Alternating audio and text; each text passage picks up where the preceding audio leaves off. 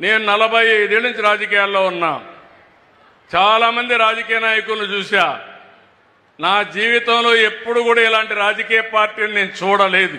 దీనికి మీరు ఆలోచిస్తే ఇంతవరకు ఏ రాజకీయ పార్టీకైనా టీవీ ఉందా అని అడుగుతున్నా. ఉందా ఎవరికైనా?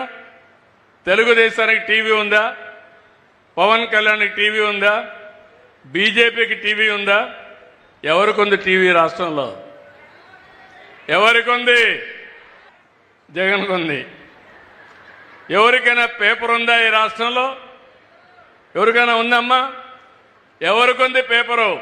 ఎందుకుంది పేపరు అంటే పేపరు టీవీ పెట్టుకొని తప్పుడు వార్తలు వేయడానికి అది ఒక పేపర్ పెట్టుకున్నాడు, టీవీ పెట్టుకున్నాడు. నేను అడుగుతున్నా మిమ్మల్ని ఒక విషయం, ఎవరైనా నేరాలు చేసి ఘోరాలు చేసి రాజకీయాల్లో మనుగడ సాధించారా? ఇంతవరకు ఎవరన్నా చేసినట్టు సాధించారమ్మా? నేను అడుగుతున్నా మీకు.